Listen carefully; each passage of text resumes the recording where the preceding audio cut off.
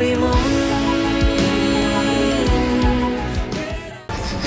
না না না না, কিছু কিছু করার আগে আগে ওদের সব কথা শুনে ভালো করে বুঝে নিতে হবে। কি হলো, মুখে রাগ হচ্ছে না কেন? আপনাদের যা টাকা দেওয়ার আমি সেটা দিয়েছি, তবু আপনারা যাকে সরিয়ে দেওয়ার সেটা না করে অন্য একজনকে তুলে নিয়ে আসলেন। আর কত টাকা দরকার? থামুন। কি ভেবেছেন কি আমাদের? আমরা কি ভাড়াটে গুন্ডা নাকি কিডন্যাপার? শুধু টাকার জন্য মানুষ মেরে ফেলাটা আমাদের কাজ নয়। আমাদের নির্দিষ্ট একটা নীতি আছে, আদর্শ আছে। আমরা যা করি তা গরিব মানুষের স্বার্থকে মাথায় রেখে করি। আর এই আদর্শর পথে আমাদের যেটা ঠিক মনে হবে আমরা তাই করব। আপনার কথা মতো আমরা চলবো না। আসলে আমি তো আপনাদের টাকা দিয়েছিলাম ওই মেয়েটিকে মারার জন্য। বারবার টাকার কথা বলবেন না, আর আপনার ওই টাকার কথা ভুলে যান। আমরা টাকা নিক ডোনেশন হিসাবে। মেয়েটাকে কিডন্যাপ করে মারলে আমাদের বিশেষ কোনো লাভ হতো না, বরং অগ্নি রায় বর্মনকে কিডন্যাপ করে আমরা আমাদের মহান নেতা সনাতন দাকে ফিরে পেতে চলেছি। আর এটাই এখন আমাদের কাছে সব থেকে বেশি গুরুত্বপূর্ণ। কিন্তু আর কোনো কিন্তু নয়, আপনাকে যা বলার বলে দেওয়া হয়েছে। আপনি এখন যেতে পারেন। দেখুন, আমি আমি আরো টাকা দিতে পারি। আগে যা বলেছি তার ডবল দেবো। আপাতত ছেলেটাকে ছেড়ে মেয়েটাকে তুলে আনুন, তারপর না হয়। আমি যেটা বলছি সেটা কি আপনার কানে ঢুকছে না? না ঢুকলে ভালো করে কানে ঢুকিয়ে নিন। আর এ নিয়ে আমরা কোনো কথা বাড়াতে চাই না, তো আপনি এখন আসতে পারেন। কোটি টাকা দিলেও আমাদের সিদ্ধান্ত বদল হবে না।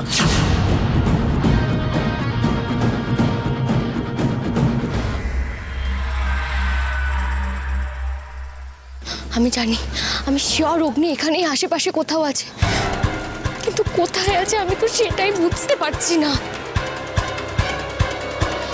আজকে শুধুমাত্র আমার জন্য অগ্নির এই অবস্থা। আমি জানি অগ্নি, তোমার তোমার খুব কষ্ট হচ্ছে আমি জানি, কিন্তু আমি তোমাকে কষ্ট পেতে দেব না। যে করে হোক আমি আমি তোমাকে এখান থেকে উদ্ধার করবই, যে করে হোক। কিন্তু কিন্তু এইভাবে ভেতরে ঢুকলে সবাই সবাই আমাকে দেখে ফেলবে, তখন আর কিছু করার থাকবে না। আমাকে আমাকে অন্য কোনো উপায় ভাবতে হবে, অন্য কোনো উপায়। কি করা যায়? অগ্নি, অগ্নি তুমি ভেবো না, আমি আমি তোমার কাছে আসছি, খুব তাড়াতাড়ি আসছি অগ্নি।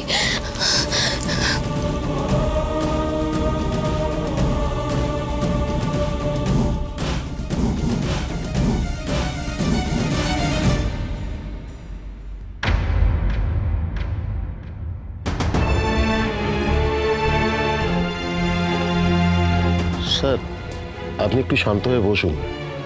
একটা না একটা উপায় ঠিক বার হয়েই যাবে। আপনি এতটা টেনশন করবেন না প্লিজ। কি বলছেন কি আপনি? টেনশন করব না? বাবা হিসেবে ছেলের কাছে, রাজনৈতিক কর্মী হিসেবে দেশের কাছে, মানুষের কাছে আমার একটা দায়বদ্ধতা রয়েছে। আমি কি করব আমি কিছুই বুঝে উঠতে পারছি না। আপনার অবস্থাটা আমি বুঝতে পারছি স্যার, কারণ আমি নিজেও একজন বাবা। তবে আপনাকে একটা কথা বলতে পারি স্যার, আপনার তৎপরতাতেই কিন্তু আমরা এরকম একটা হাই প্রোফাইল ক্রিমিনালকে অ্যারেস্ট করতে পেরেছিলাম। তাকে এইভাবে ছেড়ে দেওয়াটা ঠিক হবে না স্যার। তাহলে আপনি কি বলছেন? নিজেই নিজের ছেলেকে বলি দেবো, তাকে মৃত্যুর দিকে ঠেলে দেবো? আমি সে কথা বলছি না স্যার। আসলে এই সন্ত্রাসবাদী নেতা সনাতনকে অ্যারেস্ট করার জন্য আমরা পুলিশ ডিপার্টমেন্ট থেকে এত পরিশ্রম করেছিলাম। আপনি নিজের থেকে আপনার লোক লাগিয়ে সব ভিতরের খবর বার করেছিলেন। আপনার এই একটা ডিসিশনে সব নষ্ট হয়ে যাবে। তাহলে আপনি কি সাজেস্ট করছেন?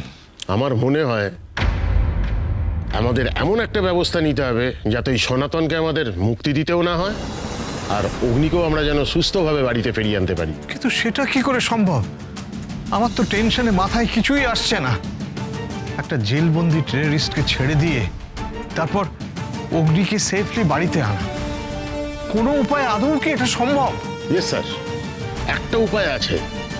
আমার টিম একটা রেস্কিউ মিশনের প্ল্যান করেছে। সেই প্ল্যান সাকসেসফুল করতে পুলিশ ডিপার্টমেন্ট সব রকমভাবে চেষ্টা করবে। চেষ্টা নয়, অগ্নিকে সুস্থ স্বাভাবিকভাবে বাড়িতে ফিরিয়ে আনতেই হবে। আপনার উপর আমার ভরসা আছে। অপারেশন যাতে সাকসেসফুল হয় সেটা আপনি দেখুন। শুধু আমার ওপর ভরসা নয় স্যার, আপনি গোটা ডিপার্টমেন্টের ওপর ভরসা রাখতে পারেন। আমি নিজে ওখানে মনিটরিংয়ের জন্য থাকবো। আরেকটা কথা বলি, আমি যাব আপনার সঙ্গে পলাশপুর। স্যার, এটা কিন্তু রিস্ক হয়ে যাবে। আপনি না গেলেই মনে হয়। না না, এক্ষেত্রে আমায় কোনো বাধা দেবেন না। আর আমার নিজস্ব বডিগার্ড তো আছেই, তাই আমিও যাই। ওকে স্যার, চলুন, এখনই বেরিয়ে পড়া দরকার, হাতে কিন্তু সময় খুব কম। চলো।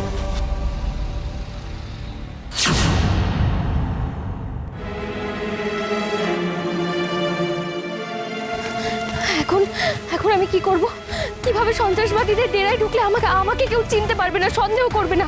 অগ্নিকে কি করে সেফলি বার করব কিছুই তো মাথায় আসছে না আমার। হে ভগবান, আমাকে একটা পথ দেখাও। চা লিবে গো, গরম চা, গরম গরম চা কেউ লিবে? চা লিবে? ও চালে দিদি, এদিকে একবার শোনো না গো। তুই চা লিবি? গরম গরম চা লিবি? না আসলে আমি আজকে চা নেবো না, কিন্তু তোমার খুব সাহায্য লাগবে। আমার আমার খুব সাহায্য দরকার। কি হয়েছে তোর?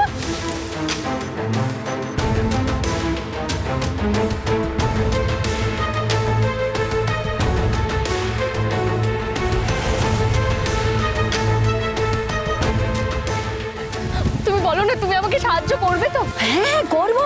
আয় আয় এদিক মানে আয়, আমি তোকে সাহায্য করবো। আয় আয় আয় আয়।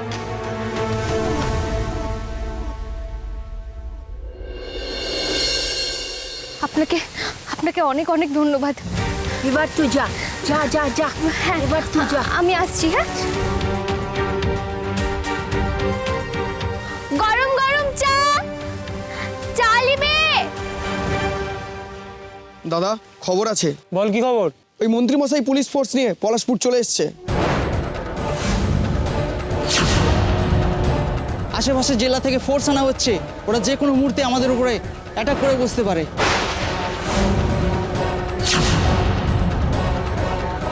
পুলিশ প্রশাসনের অ্যাটাকের জন্য আমরা সবসময় প্রস্তুত, কিন্তু ব্যাপারটা হচ্ছে সরকার আমাদের দাবি মানবে বলে তো মনে হচ্ছে না।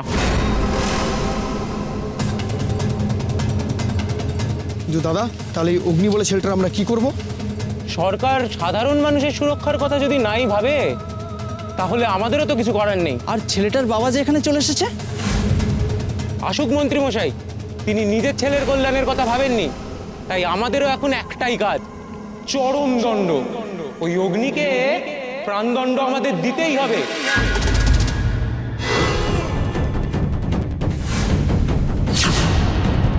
ওকে এখানেই আমরা শেষ করে দেব, তারপর দেখব ওই পুলিশ মন্ত্রী সবাই মিলে কি করে।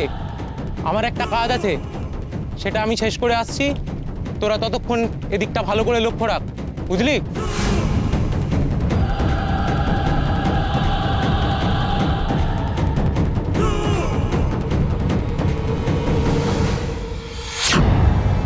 আমাকে মেরে ফেলতে চাইলেই তো আমি মরবো না। তুলসীর সঙ্গে আমি সবেমাত্র আমার জীবনটা আরম্ভ করেছি, ভগিনী গোটা জীবনটা কাটাতে হবে। আর এই আতঙ্কবাদী করার জন্য আমার আর তুলসীর সব স্বপ্ন এইভাবে নষ্ট হয়ে যাবে? না না না, তা কিছুতেই হতে পারে না, কিছুতেই না। আমি এখান থেকে পালাবো, যে করেই হোক আমি এখান থেকে পালাবো, পালাতেই হবে আমাকে।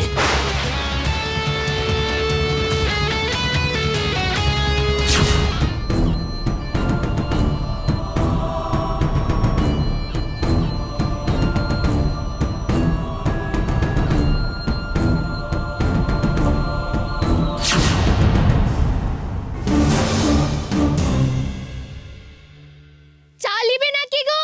গরম গরম চা আছে, চা লিবে নাকি? গরম গরম চা আছে। এই দাঁড়াও।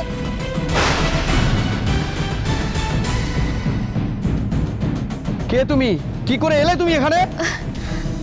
আসলে আমি খুব গরিব বাড়ির মেয়ে আছি বটে, এই চা বিক্রি করে দিন চালাই। আপনারা কেউ চা খাবেন নাকি বাবু? না না, এখানে কেউ চা খাবে না, তুমি আসতে পারো, যাও। ওরকম বলিস না রে বাবু। দেখ, তোরা যদি চা না খাস তাহলে তাহলে আমার দিনটা চলবে কি করে বলতো? গরিব মানুষের কথা তোরা ভাববি না বাবু? তোমাকে তো আগেই তো লাটে দেখিনি। দেখবেন কি করি, আমি তো সেই ঘুরি ঘুরি চা বিক্রি করি। আসলে বেশ কয়েকদিন থেকে বিক্রির হালত খুব খারাপ, তাই এদিকে ঘুরতে ঘুরতে চলে এসেছি। আচ্ছা ঠিক আছে, দাও।